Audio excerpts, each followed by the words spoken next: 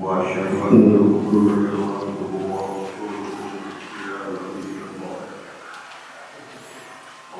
اللهم صل وسلم على هذا النبي الكريم سيدنا محمد وعلى آله وصحبه أجمعين hadirin jamaah subuh yang berbahagia, baiklah kita bersama-sama kita bermunajat kepada Allah Subhanahu wa Ta'ala atas segala rahmat dan syukur nikmat yang kita peroleh dalam kehidupan saat ini. Alhamdulillah Allah Subhanahu wa Ta'ala kita bisa Muhammad sallallahu alaihi wasallam, kepada keluarganya, kepada para sahabat-sahabatnya, kepada para tabi'in hingga sampai umat akhir zaman, termasuk kita sekalian yang hadir saat ini. Hadirin jamaah subuh yang berbahagia, ada hal yang penting yang senantiasa patut kita evaluasi bersama tentang kajian-kajian hadis yang disampaikan oleh Rasulullah Muhammad sallallahu alaihi wasallam. Ada 3 peristiwa yang akan saya sampaikan yang berkaitan dengan hadis Al-Abdirrahman wa an Abi Abdirrahman Abdullah bin Umar bin Khattab radhiyallahu anhu qala Sami'tu ya Rasulullah sallallahu alaihi wasallam yaqul Intalaqa thalathatu nafarin mimman kana qablakum hatta awahum al-mabitu ila ghari pada khalu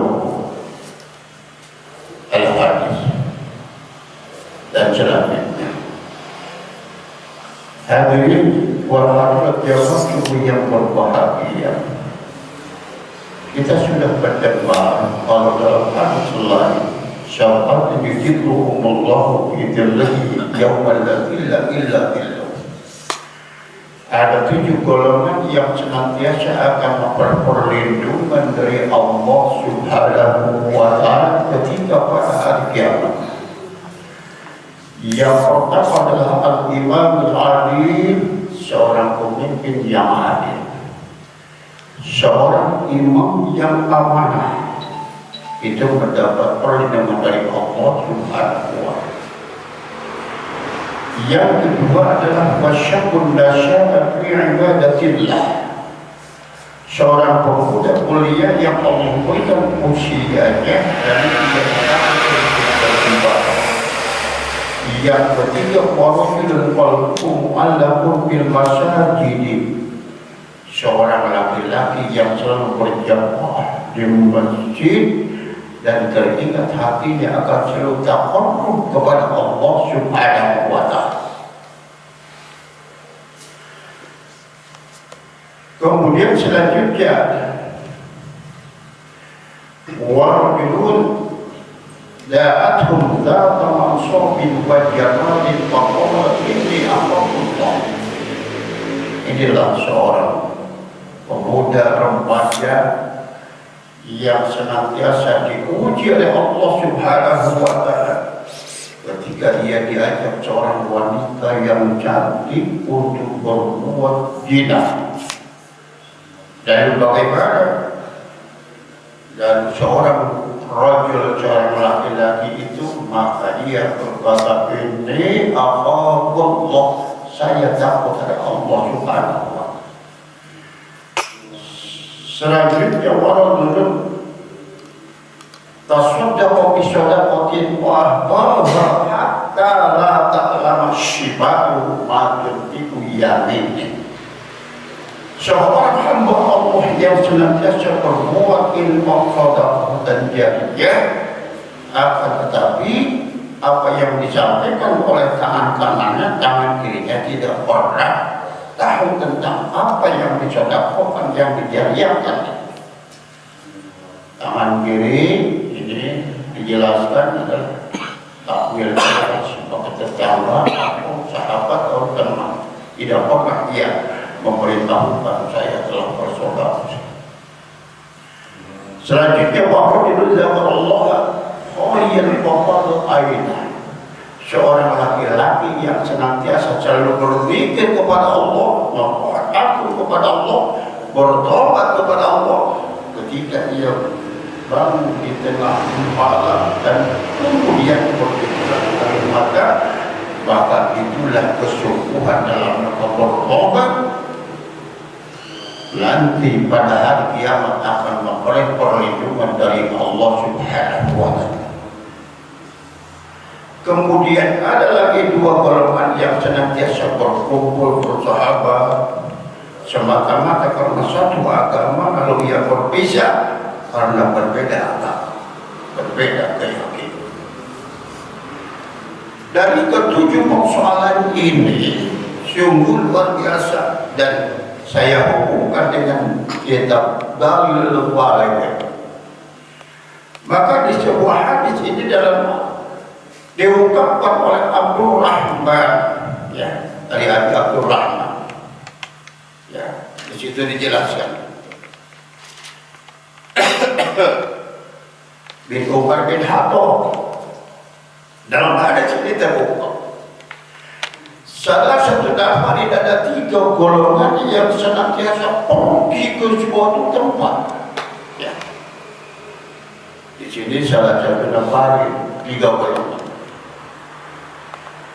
Maka selanjutnya adalah ketika ia dalam perjalanan begitu jauh, datang hujan yang sangat besar, maka ia berteduh masuk ke gua yang sangat luas. Maka disitulah ia berdiam diri ketika golongan itu. Tiba-tiba datang batu menutupi ruang gua itu, maka ia tidak bisa keluar. Itulah ya. Nah, kemudian disitulah apa yang terjadi, berbagai macam perilaku ketiga golongan itu, ketiga nafarin itu, ya. Itu ketika ia ketika ia masuk ke dalam gua itu, maka disitulah tertutup sama sekali, hanya ada pintu kecil untuk bisa keluar satu orang. Lama itu peristiwa itu di dalam gua itu, sampai terjadi kehidupan ketiga golongan itu di dalam gua itu. Ya. Ada satu peristiwa, ya, seorang keluarga, ibu, anak, dan istri, termasuk cucu.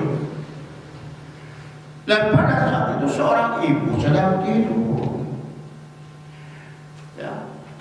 Itu kelaparan, ada makanan, ya. Ada makanan yang senantiasa oleh anaknya terpelihara karena ia saking cintanya kepada ibu, sampai anak-anaknya pun mulai nangis sampai mengatakan kepada ibunya, Mama, saya lapar. Tapi seorang ibunya saking cintanya, mencintainya, dan seorang hamba Allah yang soleh kepada ibunya karena ibunya sedang tidur, makanan itu tidak diberikan kepada anaknya yang mulai kelaparan. Sampai bagaimana peristiwa itu, anaknya meninggal dunia. Ketika bangun seorang ibu, maka disitulah, ya, si anaknya itu, ibunya, cucunya yang tadi berarti yang mereka, lalu memberi makan. Setelah itu maka bagaimana perbudaannya kepada Allah Subhanahu wa Ta'ala, memang dalam keadaan keterlaksana di dalam gua itu, ya.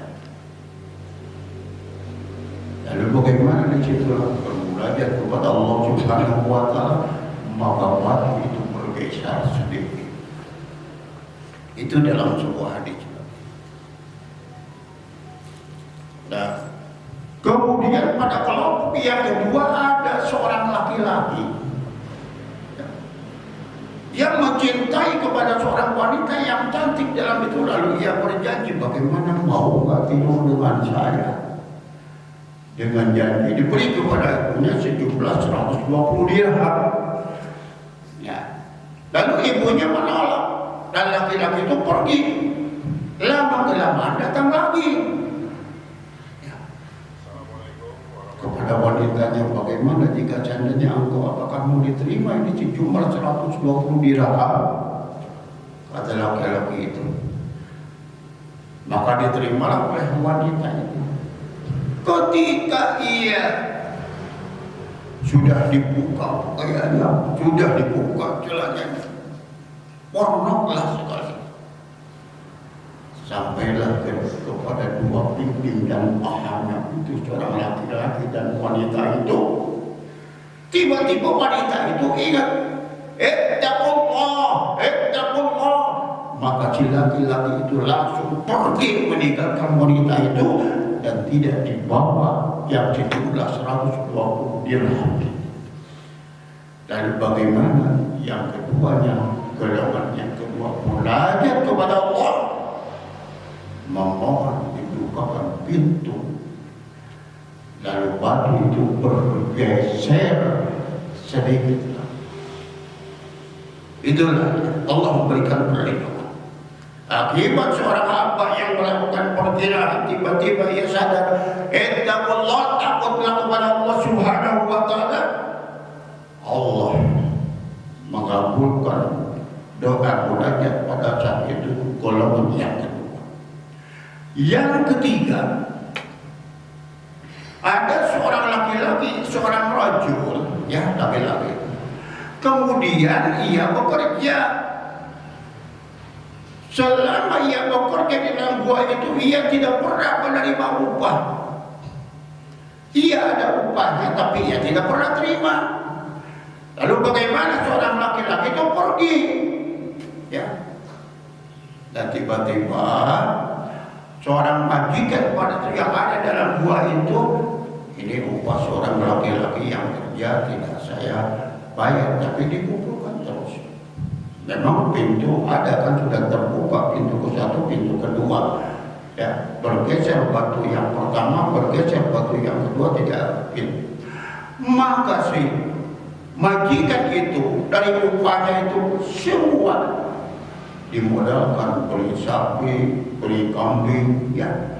Kemudian dengan hewan-hewan ayam segala macam itu. Maka berakhirlah di situ beranak pinak dari seorang gaji laki-laki yang tidak dibayarkan. Gitu. Lama perjalanan itu, ya.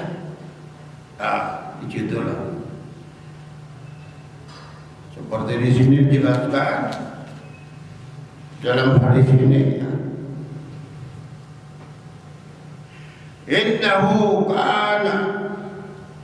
Innahu amman kana tahabban nas ilayya. Yang pertama karena mencintai kepada seorang ibu pertanda sebagai anak yang soleh. Yang kedua adalah sebagai dua orang laki-laki akan perzinahan lalu terselamatkan. Dan yang ketiga adalah tidak lain bagaimana seorang majikan yang senantiasa mengumpulkan upah-upah tadi seorang pekerja sehingga menjadikan unta yang banyak, kambing yang banyak, ayam yang banyak, penuh dengan peternakan. Tiba-tiba laki-laki yang tadi tidak digaji itu, ia datang lagi, sudah lama. Ya, sudah lama ia datang lalu ia menagih, mana gaji saya yang dulu? Maka dijelaskan ini, la tastahzi'a, la tastahzi'a. Janganlah engkau bergurau pada saya, kata mereka. Saya tidak bergurau. La astahzi'u bika ma'afadau ka'anna Qullahu fastaqau. Saya tidak bergurau, tapi saya betul-betul ingin mengambil upah saya yang telah lama tidak dibayar. Maka seorang majikan sadar, ikhlas. Ya sudah, ini gaji kamu itu diberikan unta, diberikan kambing, diberikan ayam, diberikan hewan piaraan yang lainnya. Bagaimana kata majikan ini? Saya ikhlas, saya amanah, saya melaksanakan amanah daripada gaji kalian yang tidak pernah saya bayar, tetapi dipakai bermodal untuk hewan ternak. Lalu bagaimana seorang majikan itu? Silakan, saya ikhlas. Itulah karena keikhlasan, karena seorang majikan yang amanah, batu yang tadinya belum terbuka semua, maka bermunajat kepada Allah golongan yang ketiga itu, maka terbukalah lebar. Seorang majikan tadi mengikhlaskan semua kekayaan yang dia peroleh dari gaji yang dikumpulkan itu, maka keluarlah semua ketiga golongan itu, ketiga nafarin itu. Lalu bagaimana disitulah? Ya, maka dia pergi lagi melanjutkan perjalanannya yang sangat jauh, dibawa kambing-kambing, unta, ayam dan lain sebagainya oleh seorang yang bekerja. Jadi disinilah ada 3 persoalan. Yang pertama, doa hamba Allah anak yang soleh sungguh dikabul oleh Allah Subhanahu wa Ta'ala. Yang kedua, orang yang senantiasa ketika ia akan berbuat zina, lalu ia Allah takut kepada Allah Subhanahu wa Ta'ala, maka ia akan berperlindungan pada hari kiamat dan dikabulkan doanya. Itu. Yang ketiga dari hadis Umar bin Khattab ini, orang yang senantiasa seorang pemimpin yang memegang amanah, maka ia memperoleh perlindungan pada hari kiamat dan dikabul doanya. Itulah ya. Nah, jadi daripada hadis dari Abi bin Abdurrahman bin Umar bin Khattab radhiyallahu anhu, bahwa ini adalah nyata-nyata jelas. Peristiwa-peristiwa ini harus kita utamakan. Yang pertama, jadilah kita hamba Allah yang soleh, taat, mencintai kepada ibu dan bapak. Ya, itu sebagai anak yang soleh. Kadang-kadang kita tidak tahu orang tua kita dalam keadaan kebapaan, dibiarkan saja, sementara kita dengan istri dan keluarga berpoya-poya sungguh luar biasa. Padahal jika seandainya kedua orang tua itu dalam keadaan miskin, itu adalah tanggung jawab anak-anaknya. Yang kedua, ini adalah yang senantiasa kehidupan manusia di alam dunia ini selalu dilindungi dengan perbuatan-perbuatan yang lebih baik. Akan tetapi Allah uji kadang-kadang dalam kehidupan di alam dunia ini, banyak sekali manusia yang berbuat maksiat dan tidak tahan uji. Bagaimana? Ya, kita bayangkan kalau sudah 2 pimpin rapat, 2 anak laki-laki jangan awet-awet, merelaman jangan bermati, jebloskan, jangan ikut. Itu ya. Maka disitulah pimpin kepada efek 2 anak yang laki jangan awet, tiba-tiba takut oleh Allah Subhanahu wa Ta'ala. Ya, dia langsung manjat, lari dari wanita itu. Lalu bagaimana? 120 dirham itu tidak diambil. Maka itulah ujian. Yang ketiga, berapa banyak pemimpin-pemimpin saat ini ya yang tidak amanah. Kadang-kadang daripada kita mempentingkan orang lain, lebih baik untuk diri kita sendiri. Ya, saat ini berapa pejabat, berapa menteri terlibat dengan korupsi, memperkaya diri sendiri sementara rakyat dalam keadaan kelaparan dan kepapaan. Maka disitulah ya betapa penting bagi pemimpin, siapapun pemimpinnya, jadilah hamba Allah yang adil, jadilah hamba Allah yang amanah. Maka janji Allah di yaumil akhir nanti akan memperoleh perlindungan dari Allah Subhanahu wa taala ya, dan kemudian doa itu dikabul Allah Subhanahu wa taala. Demikianlah bapak-bapak, ibu-ibu ya, tidak perlu panjang lebar, akan tetapi ada itu yang tersimak dalam hati kita, memiliki nilai manfaat buat kita sekalian.